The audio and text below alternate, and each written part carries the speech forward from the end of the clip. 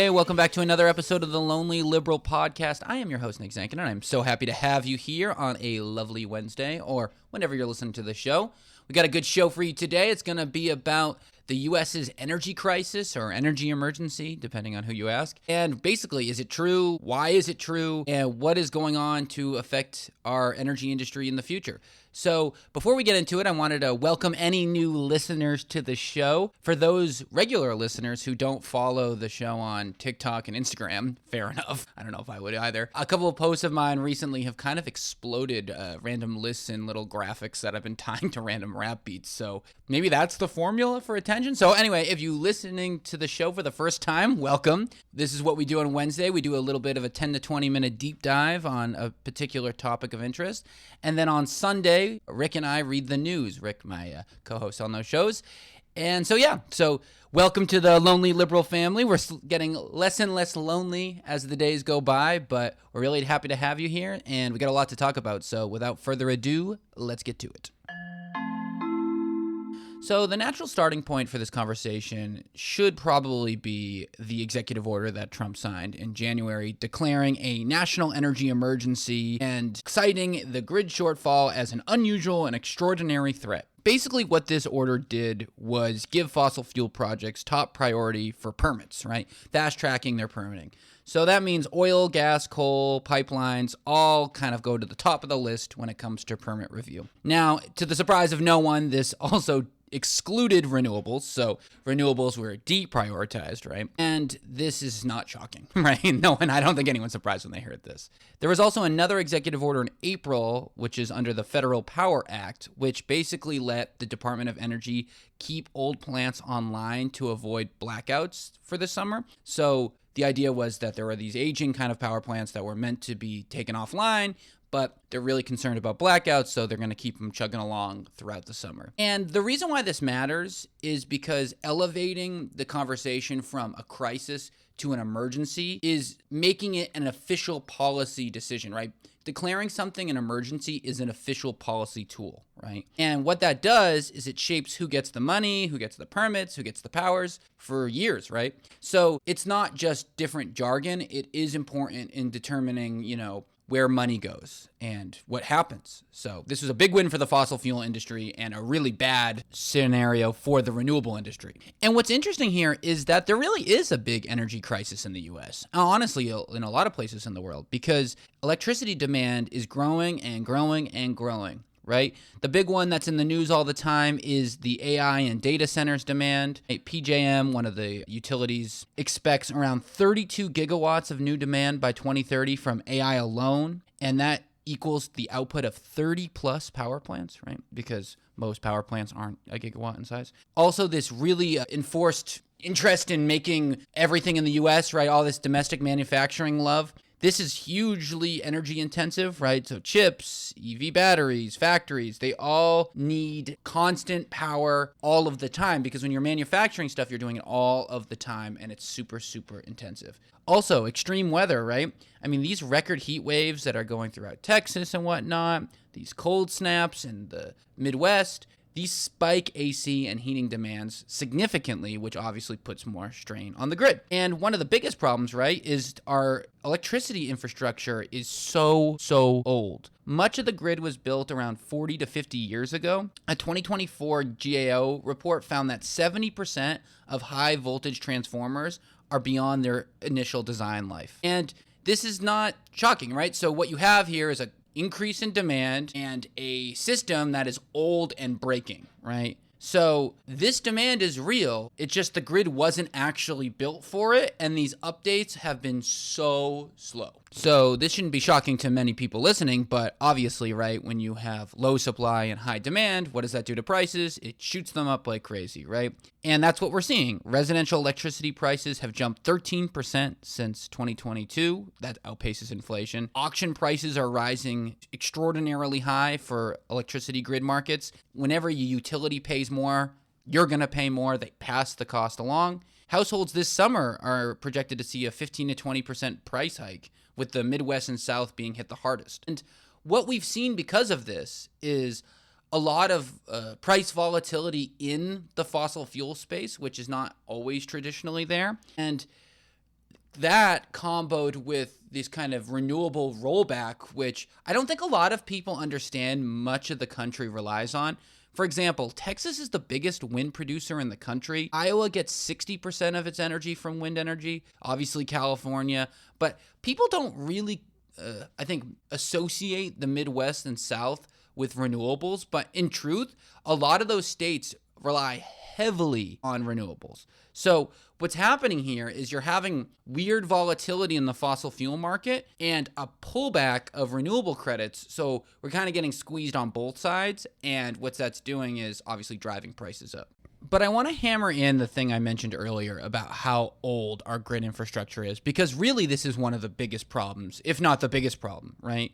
Like I said earlier, 70% of the U.S. transmission system is older than the first Star Wars movie. The wires, the transformers, the substations, large new projects like interregional lines like New Grid, right, take around 5 to 10 years under normal permitting. And what happens here is that because it's actually quite similar to why we don't have mass interstate railway. Like that works really well, because what happens in the U.S. because of the way state laws and local laws work is that when you have these giant permitting projects, they get really stuck in the mud a lot and they don't really go as fast as they are meant to. So a lot of the times these things are supposed to take more like 5 years and they end up taking 10 years. And this is a disastrous outcome for any energy project because so much of your commercial incentive is based off of when you can sell your power and what you're selling your power for. And every time you delay that, it kind of muddles the commercial agreement. Anyways, this is a big problem. And what is weird is that this infrastructure, cables and storage and local flexibility, this would be really helpful, but it never really seems to get the political urgency that you want, right? Even with Trump, right? Like, it's just permitting fossil fuel projects more, but it's not really focusing on the really needed grid upgrades. And so they go hand in hand, right? You can't just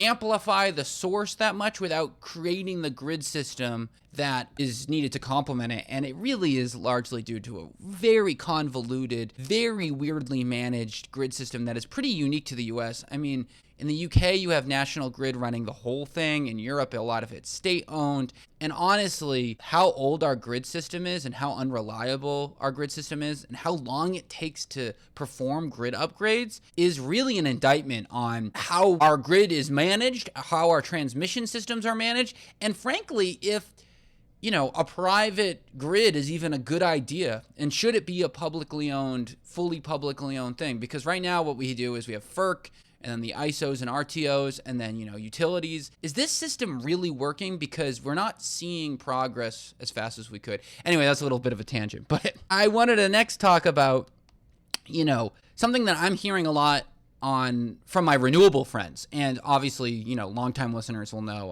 I worked in renewables. I work in renewables. It's funny because as soon as Trump became president, we've been hearing a lot of this phrase, the all of the above energy solution, from a lot of renewable lobbyist firms. And what's interesting about that is the all of the above kind of narrative was a classic conservative narrative. And the reason why they pitched it, right, is because as renewables kind of got more and more popular, as the global economy kind of trended to more, clean energy, caring a lot more about climate change, caring more about greenhouse gas emissions, a lot of fossil fuel companies started getting worried that was going to mean that all of their infrastructure was going to be now a liability rather than an asset. So you heard Republicans pitching what we called the all of the above energy strategy: oil, gas, nuclear, and renewables. And frankly, it's not a terrible idea because, at least in the short run, this is kind of how it'll happen, especially with nuclear. Renewables are just not big enough of a slice of the energy mix to be, a grid, and there is the intermittent problem. So these are things, right? But what this National Energy Emergency Executive Order does is it prioritizes fossil fuels so much, and then add on the big, beautiful bill, which I also hate calling the big, beautiful bill, cut tax credits for the wind, solar, batteries, EV chargers, and stuff like that. And what you do have is really a huge energy sectors getting cut out of our potential mix. Wind produces like 10% of the energy in the US. Solar is the fastest growing energy source in the country. And I'm not even talking about the investment and the jobs and all of that stuff. I'm talking about from just a pure meeting the demand, making sure there isn't blackouts, getting funds to necessitate necessary grid upgrades and stuff like that, especially in rural co-op and red states, because a lot of these rural areas aren't close to major population centers. So their grid is really disconnected and really old. So a lot of the times these kind of localized renewable projects actually provide a really cost benefit solution for them. And well, we see that globally, but we're seeing it in the US. And yeah, like I said, this isn't even talking about the 800,000 clean energy jobs that are now at risk. This isn't even talking about Texas potentially losing $87 billion in GDP growth if renewables slow down the way the big, beautiful bill intends for them to slow down. And this isn't even including how this is going to increase costs by around $800 a year because of how much reliance on renewables this country is starting to have. So what you've been seeing here is a global push for renewables and the Trump administration really trying to force back fossil fuels. Think about it. A good analogy for this is like, remember floppy disks, and floppy disks then turn into USBs and then CDs, and then we kind of like chugged along to different technologies. Imagine if somebody was like, you know what, we really need to go back to floppy disks. This is a hugely important technology, and it's very, very essential to energy storage, and we've been for too long forgetting the value of CDs and floppy disks and DVDs, and this is crazy. And they all of a sudden started making subsidies and incentives to go back to that old technology. What you do is, right, you squeeze business in a very odd way where they're kind of forced to go against, emerging economies of scale that are actually coming through on a global scale to like this clearly politicized event. Ironically, it's exactly what people criticized Biden for doing for renewables, right? So it's weird. And, once again, really both parties are hypocritical in a way. But the truth is that renewables really does just make good economic sense and good energy sense. I mean, a lot of people talk about the subsidies renewables get. But if we're being honest here, right, oil and gas companies have been receiving subsidies for like 100 years. People don't talk about it because that's been existing forever. Oil gas subsidies are some of the biggest subsidies in the world. I think they account for like 10% of all spend, period, in the global spend. So yeah, I mean, the main thing is that what Trump and a lot of Republicans are trying to do, even against their own interests, is trying to frame renewables as the problem, but in reality, they're as part of the fix. They aren't meant to be the base load alone. But when you have storage, demand response, grid upgrades, they really can flatten the peak and boost resilience, especially when you include batteries and local microgrids, right? The DOE has put out a warning that there will be 100 times more blackouts over the coming years. And it absolutely isn't because there's too much renewable power. It's about retiring firm generations and failing to build new grid, new projects at a fast enough rate to keep up with these old coal plants that are dying out one by one by one.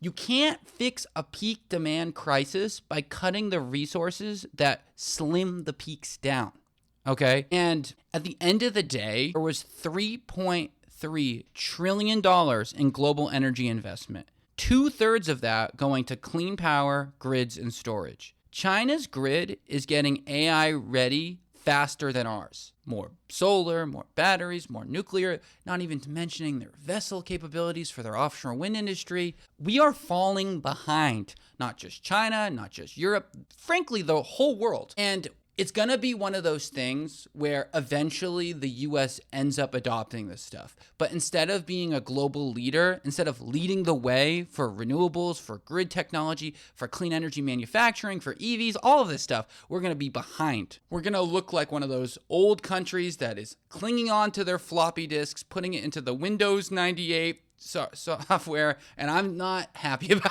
it. So at the end of the day, is this an energy emergency? It's definitely a crisis, and it kind of is an emergency. But this emergency label in the eyes of the Trump administration is really shaping who wins and who loses. And honestly, and this isn't even a political stance, fossil fuels alone aren't going to fix transmission bottlenecks or aging transformers. Really, and this is kind of crazy coming from the renewables guy, but really an all of the above solution, modern cables, storage, power, flexible renewables, smart demand, this is actually what we need, especially in the short run, to not only maintain enough supply for the increasing demand, but to make sure we literally don't have blackouts and brownouts all across the country. So there are ways to keep the lights on and the bills low, but only if we stop playing politics with all of the different pieces that we can play with. And that's our show, folks. Thank you so much for listening today. It's been lovely to have you.